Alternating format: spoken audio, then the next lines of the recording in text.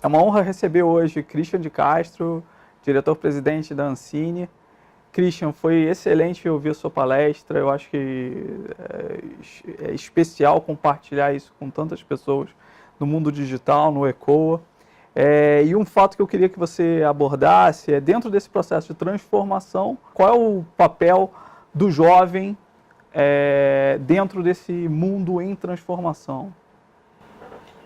Olha, eu acho que, como todo jovem, né? Eu acho que ele entra dando uma bagunçada naquilo que já está ali estabelecido, né? Novas formas de enxergar, trazendo uma nova cultura mesmo, uma nova maneira de fazer, de construir. Então, o audiovisual, ele tem um certo framework, né, no fazer, que durante muito tempo foi o mesmo, assim, da construção, né? Tem mais de 100 anos, uma plataforma, assim, depois da televisão ficou muito tempo, né? E a gente agora, depois que o digital entrou dando uma forçada um pouco nessa barra, e muito recente, multiplicando tela. Então, hoje, essa visão do jovem no como encarar esse novo ambiente é decisivo para a gente conseguir enxergar o que vai ser daqui para frente, né?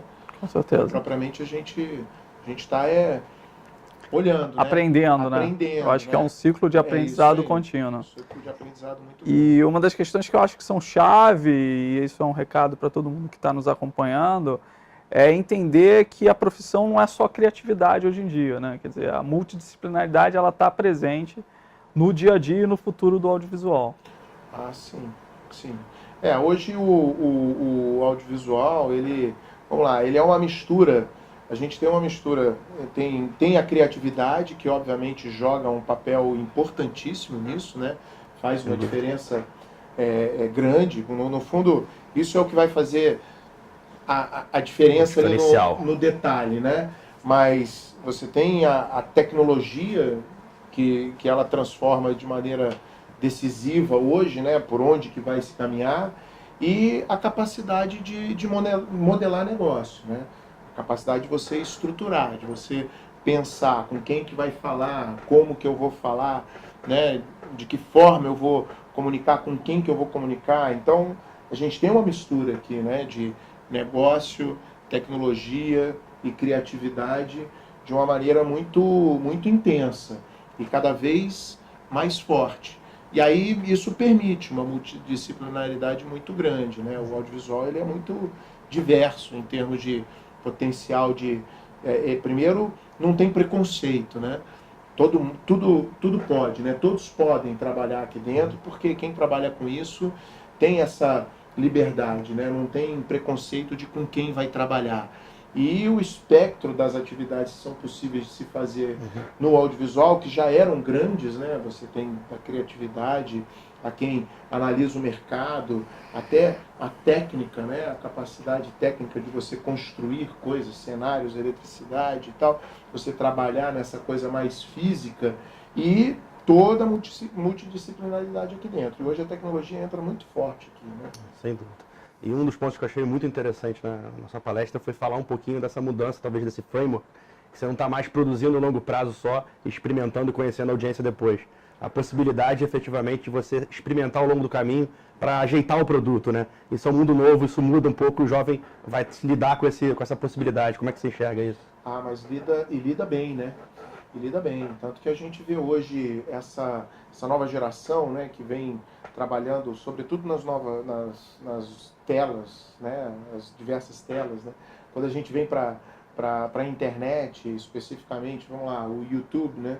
E a gente tem ali os canais, os YouTubers, e a forma como isso se desenvolveu ao longo do tempo, novos mercados, e cada conteúdo sendo feito para aquele público, e como que os formatos eles vão ganhando tração ali dentro, que é típico do digital.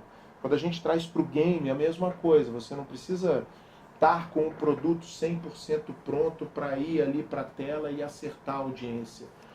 Vai construindo, formando a audiência, criando features e vendo com qual público conversa, e essas novas gerações elas têm maior facilidade de lidar com essa adaptabilidade de estar sempre testando, pivotando, né? Tendo ali sempre testando uma feature nova, um novo produto, conversando com um novo tipo de público. Então eu acho que a nova geração, ela está mais adaptada com isso, né? De não precisar ter aquilo 100% pronto para ir e testar. Óbvio que é uma busca contínua, né? Pela excelência, pelo bem feito, pelo bem trabalhado e tal, mas hoje existe essa forma de fazer e de se buscar isso, que ela é mais contínua, né? Ela é mais interativa, vai o tempo inteiro buscando, tem uma cocriação que faz parte disso, né? Eu vejo. Legal. Tem uma frase famosa de um grande empreendedor desses bigs aí, se não me engano, do presidente do LinkedIn, que fala que se você esperou o seu produto ficar perfeito para lançar, que você demorou demais, né? Talvez essa dinâmica nova, esse frescor é importante, né? E te perguntando, nessa ótica, eu vi que você citou uma empresa de games que nasceu numa incubadora. Como é que uma universidade ela se posiciona nesse mundo? O que ela pode fazer para esse ecossistema?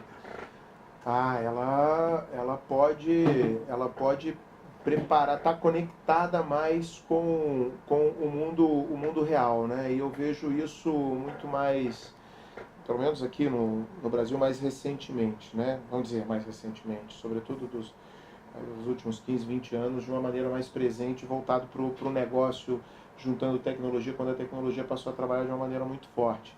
A empresa específica, né, é a Aquiles, é uma empresa de game, que vem do Sul, foi incubada no Tecnopuc, né, dentro de uma faculdade lá em Porto Alegre, e aí veio trabalhando isso ao longo do tempo, buscando o mercado. Então, essa possibilidade de ter esse acesso à tecnologia, novas ferramentas, um espaço de experimentação, com uma multidisciplinaridade muito jovem, eu acho que o ambiente, né, o acadêmico voltado para isso, ele estimula de maneira muito potente, né? Faz com que a coisa aconteça de uma maneira muito forte. Apesar disso ser, de certa forma, mais recente, novo no Brasil, pela característica, né? Da conexão da faculdade com o mercado, né? Que eu acho que a nossa geração é que acabou provocando essa transformação, né? Na academia, vamos dizer assim, de estar mais conectado efetivamente com o presente, o futuro e com o mercado, mas que é o que a gente vê que acontece nos mercados mais maduros. Isso a gente vê de maneira muito presente dentro do audiovisual brasileiro. Nos mercados maduros existe uma conexão mais forte também na criação do audiovisual, mais conectada com o mercado e a tecnologia, e que no Brasil começa a acontecer de maneira mais potente nessa década, né? Um dos pontos que mais me marcou ao longo da sua apresentação foi exatamente um convite para que a sociedade entre dentro desse mundo do audiovisual e tenha na inovação talvez um dos grandes ingredientes chave para o sucesso no futuro, né? Se você pudesse resumir para a gente qual é o papel da Ancine dentro dessa jornada de aprendizado? Olha, a gente estava comentando aqui um pouco antes, né? Isso foi o que realmente me moveu a topar esse desafio de entrar na Ancine e assumir, entrar como diretor de uma agência reguladora de cinema, audiovisual nesse momento.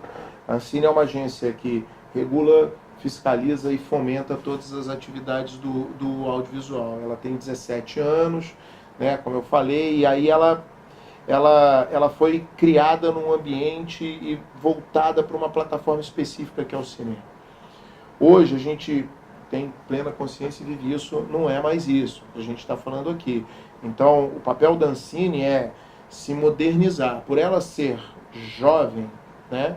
Ela é muito jovem, tem um corpo de servidores jovem, porque quem é servidor público escolhe ser servidor público. Quem resolve trabalhar com cinema e audiovisual escolhe trabalhar com isso, né? Ninguém vai trabalhar com esse troço obrigado, né?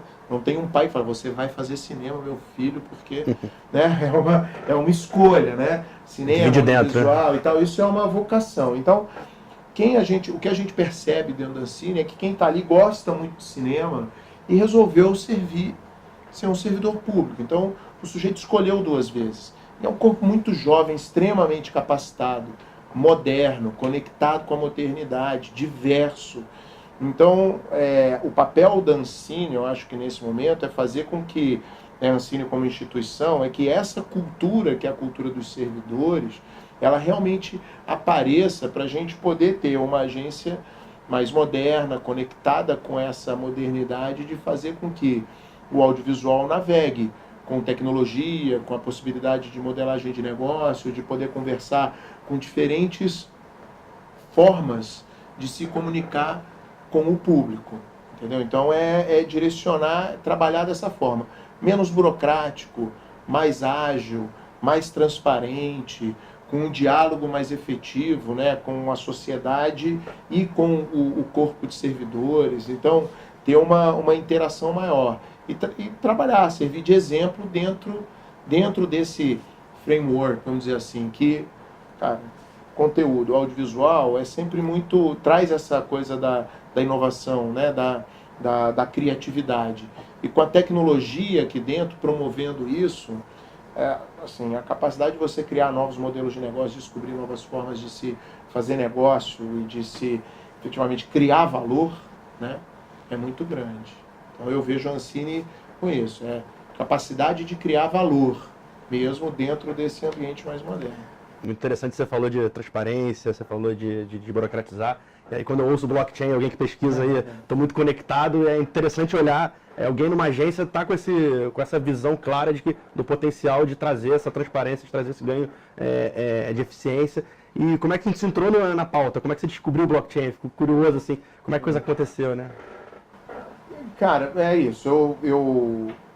Eu trabalho, né? Antes eu venho do mercado privado, então trabalhando com isso, já com capacitação de empresas, né? Mercado, investidores, empreendedores, né? Fundos de investimento. Então, conversando com um amigo meu de um fundo desse, que investe em empresas de tecnologia, nesse caso aí, muito mais voltadas para agricultura no caso, mas é um garoto, é um cara, tem também engenheiro, PUC não, USP, então é um cara muito bem formado, engenheiro naval da USP, trabalhando com venture capital, investimento e tal, e a gente conversou, só que ele é músico também.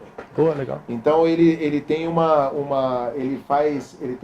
empreendimento junto com outros músicos de capacitação de empreendedores criativos. Então a gente sempre conversou sobre isso, sobre essa conexão, né, da criatividade, porque o mercado da criatividade ele está calcado em criação de propriedade intelectual, então a base é a criação da propriedade intelectual, que é da onde vem a escalabilidade, você poder explorar isso de maneira mais diversa. Quando a gente traz esse potencial que está muito conectado com a tecnologia para dentro do âmbito de uma agência reguladora, que trabalha em cima de um framework de regulação, né? Então, são contratos que regulam um determinado setor. E eu tenho fomento circulando por cima disso, né? Investimento, e que é um investimento público, e que precisa ter uma accountability muito forte, e para dar segurança para a sociedade do que está sendo feito de acordo com as premissas utilizadas. Quando você coloca esse discurso, aí conversando com ele, eu falei, pô, esse é o meu desafio de tentar fazer isso. Ele falou, porra, bicho, isso daí é um blockchain. Aí é que veio a epifania da gente chegar e falar, bom, então é possível, uma vez que quando a gente entra na agência para rever um marco regulatório, da gente retrabalhar esse marco regulatório de uma maneira menos burocrática, mais direta, mais transparente, fazendo com que o mecanismo de fomento circule em cima dessa nova matriz regulatória, e dá para construir um blockchain em cima disso, né? Da gente chegar e poder trabalhar com maior transparência. É lógico que não é fácil, a estrutura do Estado, né? E para você promover essas transformações, ela é mais pesada, né? É uma estrutura que os tempos não são os mesmos tempos do privado, mas é possível a gente começar a trabalhar, e a gente começou a trabalhar isso logo na entrada, né? Muito interessante ver que a tecnologia está permeando áreas, não é mais aquela coisa distante, aquele afastamento, ela está entrando na pauta, é muito interessante, no artístico, na música, na agência, isso é fantástico, né? Um dos grandes itens que eu vejo e também me chamou bastante atenção foi a gente ter um olhar para o ecossistema do audiovisual, isso acontecendo e crescendo aqui no Rio de Janeiro, né?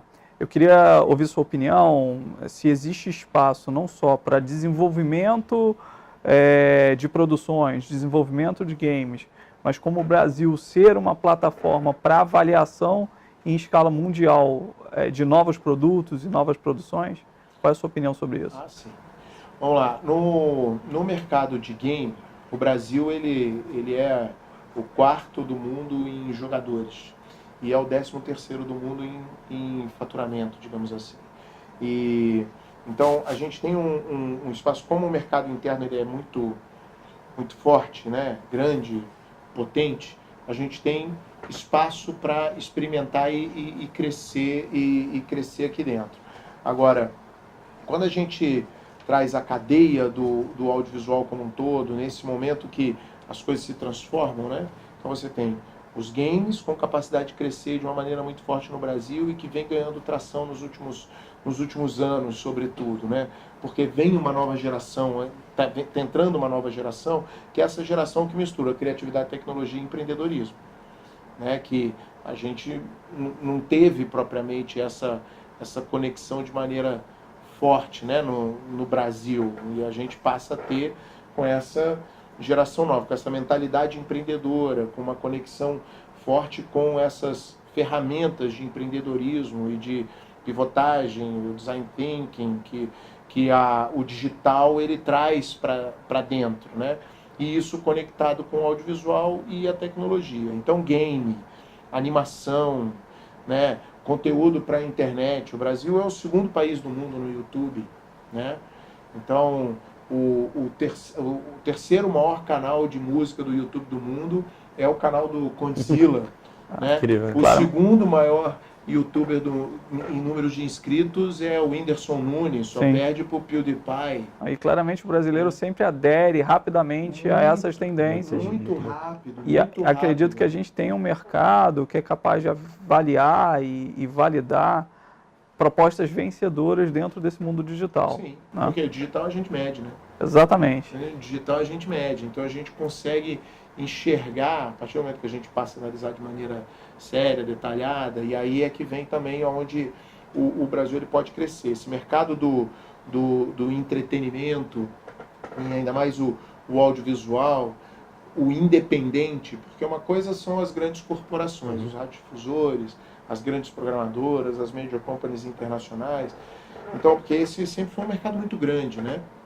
Mas quando a gente vem para o independente ele passa a ter condições realmente de crescer de uma maneira forte, potente, num ambiente digital e que é possível a gente medir, né? Aí a gente começa a ver que é possível investir, ter o retorno, saber para onde que esse mercado está navegando. Eu acho que a Ancine, dentro desse ambiente, esse é um dos, não um dos propósitos, mas uma das missões da Ancine de chegar e poder ter uma radiografia disso, Perfeito. né? Dessa coleta de dados, de para onde que as coisas acontecem, onde que as coisas estão acontecendo, para daí a gente enxergar como que a gente trabalha o fomento e a regulação associada a isso, né? Para promover o crescimento das coisas. E essas métricas e esses dados acabam, na realidade, sendo um grande indutor de novos modelos de negócio ou de novas orientações e reorientações para modelos de negócio dentro de todos os setores. Não seria diferente no audiovisual. Talvez uma mola também de propulsão desse convite ao privado. Acho que os dados eles dão essa segurança, ele pode acelerar esse casamento do privado. Trazer o privado para dentro, porque falta segurança. Para esse mercado independente, falta a segurança por conta da falta de previsibilidade muito do setor, por conta de falta de dado, né? A produção independente do audiovisual.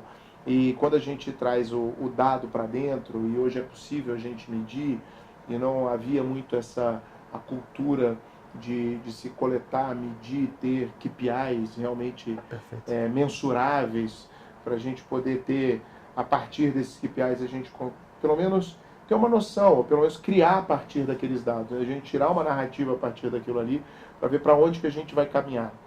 Hoje a gente tem a possibilidade de criar essa cultura. E o jovem, ele está muito mais acostumado a lidar com isso, né? Ele é um cara que busca o dado, né? Sim. Esse cara consome e transforma, Isso. reproduz. E ele busca, ele tem dúvida, ele vai lá, ele é um buscador. Mais aberto, né? Sim. Ele é um buscador, ele é um cara curioso, ele vai lá, ele busca, ele analisa, ele pega, ele contesta, ele é curioso. Então, assim, nesse ambiente é que a gente tem que trazer, daí esse é o desafio, trazer uma agência reguladora que é um bicho grande, né, de certa forma pesado, porque regula, fiscaliza, um ambiente diverso, que trabalha do grande até o pequeno, você trazer para essa agilidade do moderno. Esse é um desafio grande. Blockchain ajuda nisso, cuidado, transparência. Daí fica mais fácil, né? A partir do momento que fica mais fácil, você tem ali transparente, rápido, você consegue responder de maneira ágil, né? Na velocidade desse novo entrante. Isso, com várias coisas promissoras, como você colocou, dados, novos modelos aí de como experimentar. E como é que, você falou para o jovem, né? Como é que você vê os grandes players de mercado, as produtoras, como é que elas vão se reposicionar frente a esse novo todo? É reaprender? Como é isso? Olha, cara, isso daí, para citar um nome que não tem nada a ver com esse mercado, recentemente teve uma...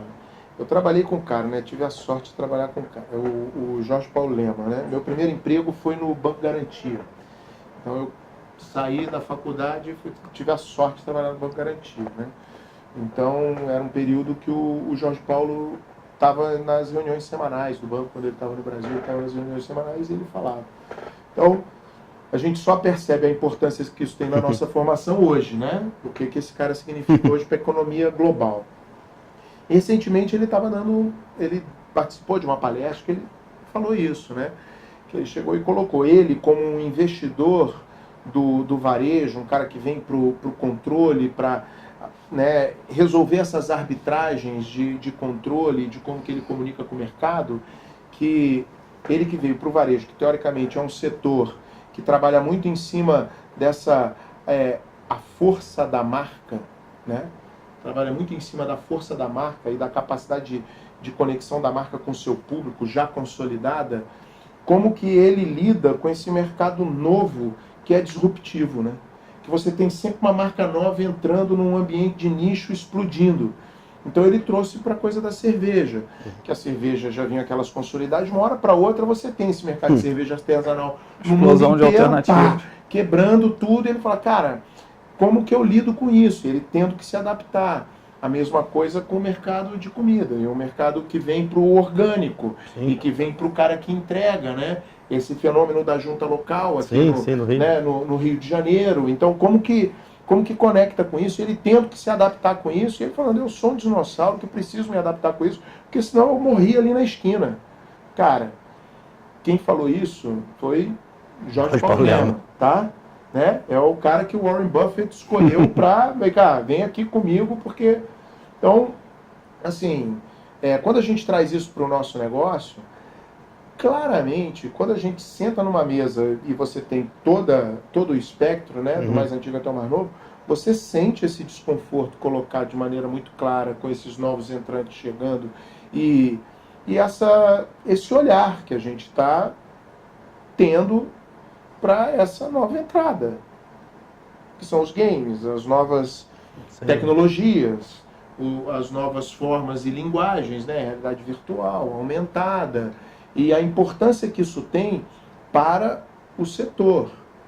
Hoje, talvez menos, mas, bicho, daqui ali na esquina, né? Daqui a 5 anos, o Google, né? Tem 15 anos, é a mesma coisa. Quando a Ancine surgiu em 2001, né? O Google não era nada, o Facebook então não existia. Então, assim, quando a gente chega e traz isso para hoje, né? Então, essa realidade é amanhã e é cada vez mais rápido. Então, a gente precisa preparar para isso. Então, esse desconforto, ele claramente existe, sobretudo no mercado que é apertado. Por isso a importância de trazer o privado para dentro. Perfeito. Né? Por isso a importância de trazer o privado para dentro e mostrar que esse é um ambiente de geração de valor mesmo. É um ambiente que engaja, é um ambiente que comunica, é um ambiente que tem uma capacidade de geração de emprego, renda, valor, assim, muito grande. E uma velocidade enorme, né? Isso que eu acho que talvez seja uma das maiores transformações que a gente está vivendo, é o o tempo para que as coisas aconteçam, o sucesso e o insucesso. Isso aí. Esse é o ponto-chave. É isso aí. E olhando por uma perspectiva local aqui do Rio de Janeiro, numa situação super, diria até dramática, né? Quer dizer, a gente olha com bastante esperança que o setor, a indústria criativa de maneira geral, mas em específico o setor do audiovisual possa ter um papel mais importante dentro dessa retomada, não só econômica, porque economia são números, mas principalmente da autoestima do carioca, né? Que eu acho que está bastante abalada por diferentes efeitos, né? Qual é a sua visão sobre o papel do Rio de Janeiro ainda como vitrine da indústria nacional ou um catalisador de movimentos de transformação? A gente vê investimentos recentes como o próprio YouTube Spaces aqui no Rio de Janeiro, que eu acho que é um investimento importante justamente para desenvolver uma cultura e novos talentos dentro desse ambiente. Eu queria ouvir um pouquinho sobre sua visão do nossa futuro cidade, do Rio de Janeiro, em específico da nossa cidade. Cara, meu pai carioca de Marechal Hermes, né? Então, militar, saiu. Eu nasci no interior de São Paulo, que é Milico Roda, né? Cresci em Brasília, aí fiz faculdade no interior de São Paulo, São José dos Campos, trabalhei no mercado financeiro em São Paulo. Quando eu tive a chance de escolher onde eu ia morar, eu vim para o Rio de Janeiro. Moro no Rio de Janeiro há 18 anos. Encontrei minha mulher aqui, sou casado, pai de 2 cariocas, né? Um menino e uma menina. O Rio de Janeiro é a cidade que eu escolhi para viver e, assim, para sair daqui vai ser difícil. Então, eu acredito violentamente na cidade. Assim, apesar de não estar tão bom, o prazer de ver o Fluminense jogar no Maracanã é sempre bom.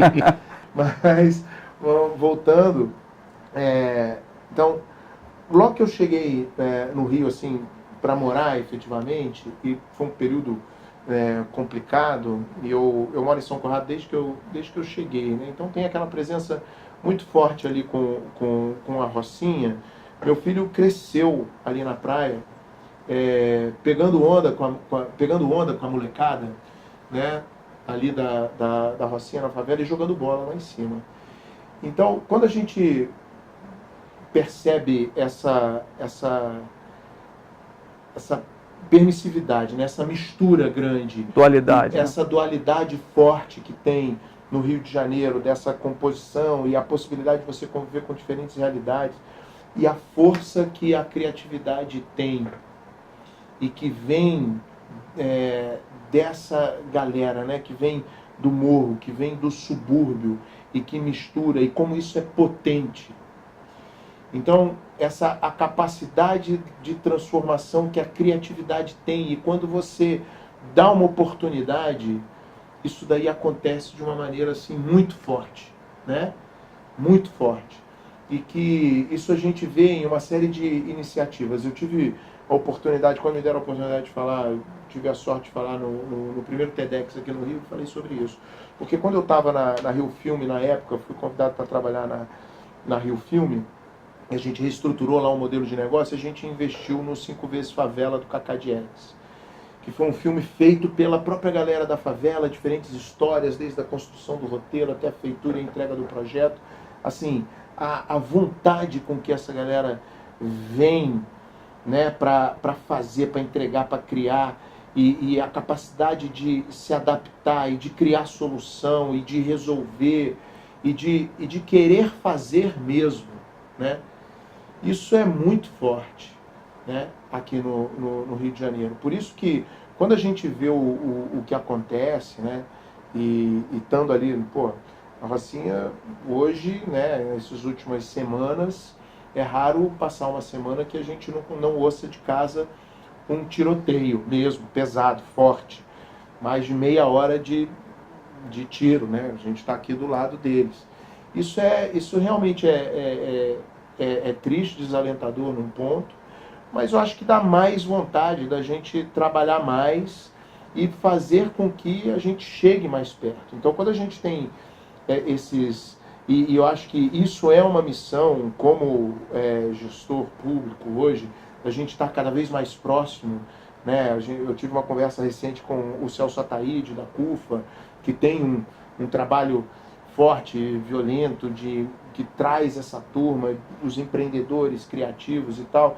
Então eu acho que essa possibilidade da gente conectar, né, a criatividade, trazer a tecnologia com modelagem de negócio e essa criatividade associada a tudo isso, com a possibilidade de chegar lá, né, e trazer essa galera, mas aí de maneira estruturada, né, com vontade contínua e tal, aí eu acho que a gente tem possibilidade de transformar. Mas aí acho que assim, tem vários movimentos, né, acontecendo, tem aí o Juntos pelo Rio, tem aqui a gente perto, dentro do Estado, várias iniciativas, né, o Estado como um todo, tanto prefeitura, município, né, o governo do Estado, o federal, mas os privados, para a gente chegar e procurar trabalhar de uma maneira reequilibrar, mais né, esse cenário. Porque, bicho, se der, a gente vê que dando a oportunidade com continuidade, porque o problema é a continuidade, né? Eu acho que o que falta é a continuidade da política, ou do projeto, ou do trabalho, que a gente vive muito de ciclos, né? Então, daí é que essa coisa do blockchain, quando a gente chega num ambiente onde você consegue dar uma transparência completa para o público. Independente de gestão, né? Cara, duradoura, né? Então, por isso que eu acho que a gente está chegando perto e ter a oportunidade de botar isso para rodar na Ancine e servir de exemplo, Fantástico. sabe? Eu acho que isso faz parte de uma missão como essa, como servidor público, a gente chegar e mostrar, cara, é possível fazer, a gente ganha uma eficiência grande, a gente multiplica a capacidade de investimento do Estado e daí a gente consegue chegar e ser mais horizontal, né? Ser mais horizontal. E quando traz a criatividade para o jogo, aí é trazer para jogar, porque daí o mercado da criatividade, da economia criativa, ele é muito diverso, como a gente falou. Permite entrar. E é rentável, né? Quer dizer, eu acho que a indução do Estado, ela é importante, talvez como primeiro direcionador.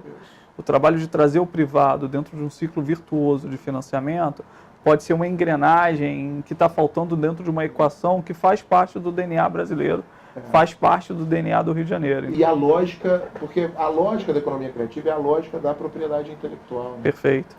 Que é a mesma lógica da tecnologia. Perfeito. Então, quando a gente traz essa lógica para dentro da valorização da propriedade intelectual e você valorizar aquilo que é criado, de chegar e rejeitar efetivamente a pirataria, entendeu? Que vem de uma cultura errada do fazer, que quando a transparência entra, ela acaba derrubando isso. Então você valoriza o criativo e a possibilidade de escalar esse negócio, sacou?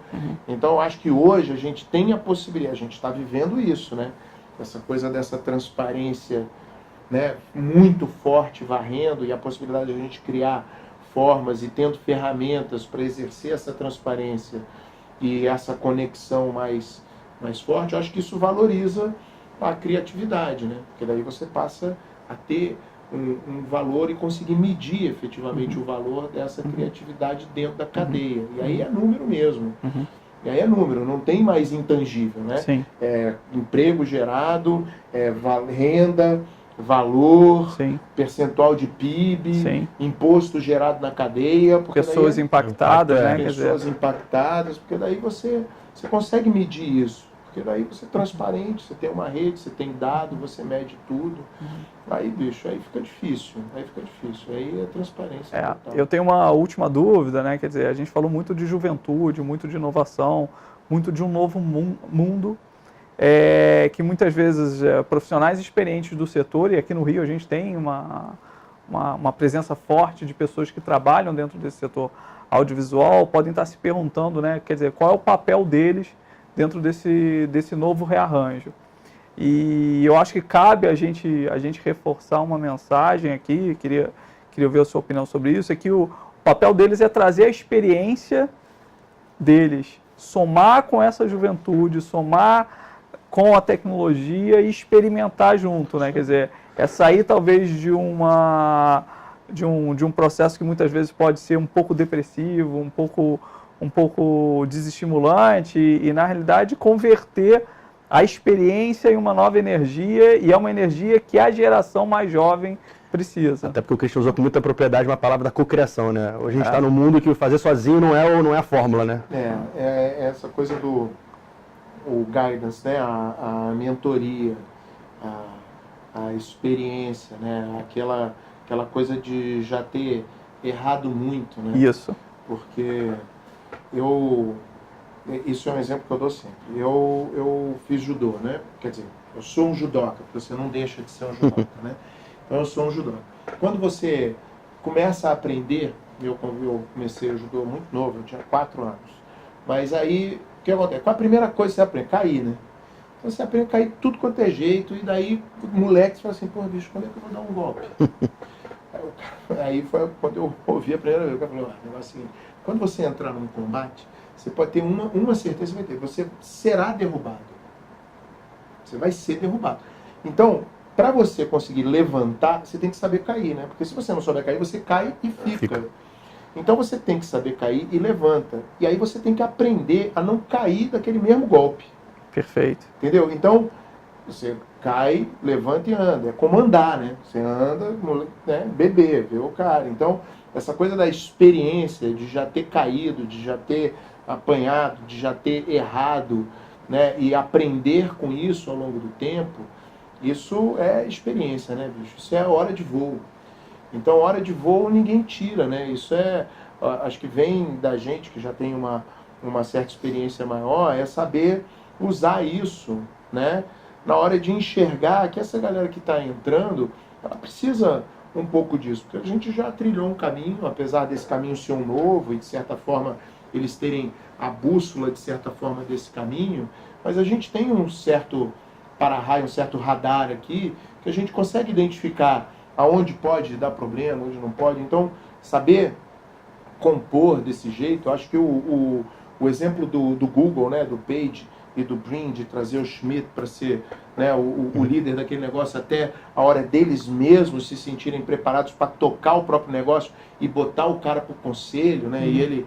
Então, eu acho que esse é um baita de um exemplo de se chegar e enxergar a própria história do Jobs, de ter saído e depois ter retornado mais forte. Então, assim, a gente tem vários exemplos aí que eu acho que esse é um ensinamento que eu acho que os mais experientes, os que estão já há mais tempo, é conseguir enxergar que não existe uma disputa, né?